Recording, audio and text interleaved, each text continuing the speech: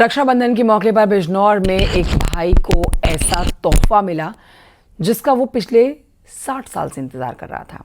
दावा किया जा रहा है कि 60 साल पहले उसकी खोई बहन उसके पास आ गई। देखिए रिपोर्ट।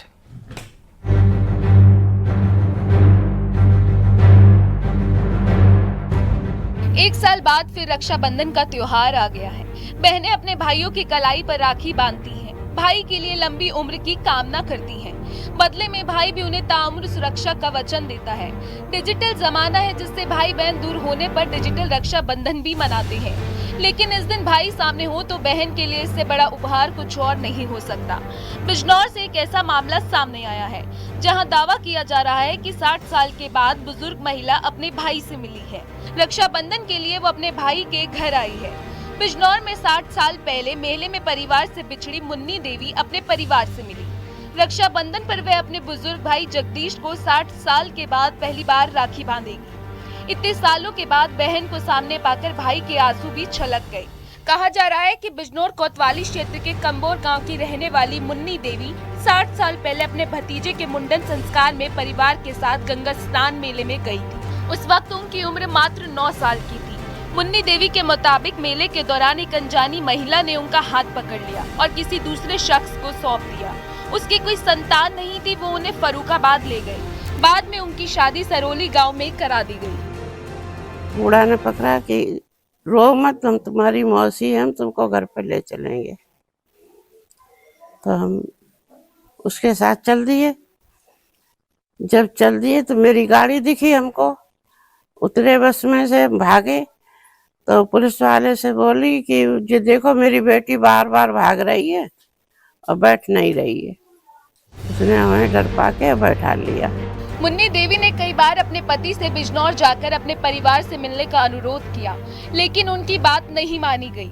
उनके पोते को अपनी दादी की इच्छा के बारे में पता चला तो उसने दादी के पैतृक गांव ढूंढने का फैसला किया।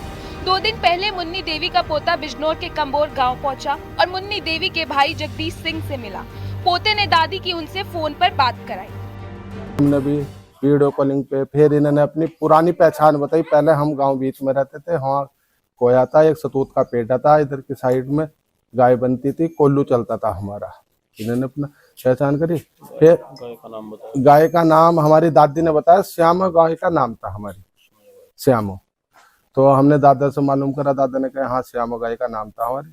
फिर फोन पे जब वीडियो कॉलिंग वगैरह करी, पहचान करी, फिर पूरी जानकारी करने के बाद पोते के साथ हम चले गए। बहुत तलाश करी, कहीं पता चला। अब फिर इनका वो आया 60 साल बाद में पोता, उसने गांव में मालूम करा, इन्होंने आड़िया बताया उसे। जो आड़िया उसने बताया वो सही निकला उसका। फिर उसकी गैल हम हो गए, उसने अपनी बहन को लाए, बहुत खुशी है। इस तरह 60 साल बाद भाई बहन का मिलन हुआ। रक्षाबंधन के खास मौके पर भाई बहन बरसों बाद एक दूसरे से मिले हैं। इससे परिवार में खुशी का माहौल है। बिजनौर से शिवोम शर्मा के साथ bureau report, news 18 UP Uttarakhand.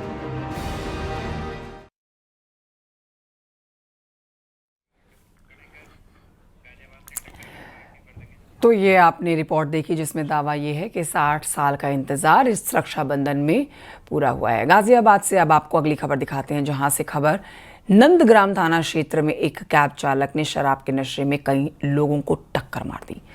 इस घटना का वीडियो भी सामने आया, ये आपके टेलीविजन स्क्रीन पर आप देखिए। बहुत सारे लोगों ने इसका वीडियो बनाया जिसमें एक शराब के नशे में 2 शख्स ने कई लोगों को टक्कर मारी और 7 से 8 लोग बताए जा रहे हैं जिन्हें चोटें आई हैं, जिन्हें अस्पताल में भर्ती कराया गया है और इनमें 2 की हालत गंभीर है। आसपास के लोगों ने कैब चालक को मौके से पकड़ा, जमकर पीटा, पुलिस के हवाले किया। तत्काल थाना नंदग्राम पुलिस के द्वारा कैब चालक को हिरासत में ले लिया गया था और उसका मेडिकल आदि कराकर अग्रिम वैधानिक कार्रवाई की जा रही है। जो कैब चालक के द्वारा वहां मौके पे कुछ लोगों को घायल कर दिया गया था, उनमें अभी 4 लोगों का पता चला है, जिनमें 3 को हल्की खरोंचे है और वो अपने घर पर है। साथ ही एक 23 वर्षीय युवती को सिर में थोड़ी चोट लगी है, जो कि इस समय हॉस्पिटल में एडमिट है और खतरे से बाहर है। खबर अलीगढ़ से, जहां पर रोरावर थाना क्षेत्र में एक अजीबोगरीब मामला सामने आया। एक मृत घोषित की गई महिला जिंदा घर लौट आई।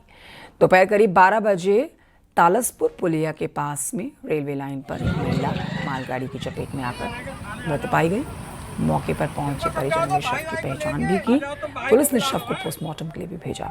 शाम को पोस्टमार्टम के बाद परिजन शव लेकर गांव शाहपुर पहुंच भी गए। दफनाने की तैयारी की जा रही थी, तभी सूचना मिली कि भोजपुरा स्थित अपने घर मीना सुरक्षित लौट आई है। खबर सुनकर परिजन और पुलिस दोनों दंग रह गए। मतलब जिस महिला को दफनाने की तैयारी चल रही थी वो महिला उस परिवार की थी ही नहीं। मृतक महिला कोई और थी।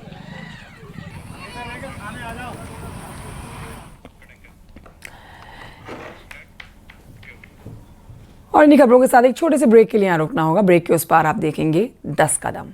देख रहे हैं न्यूज़ 18 उत्तर प्रदेश उत्तराखंड।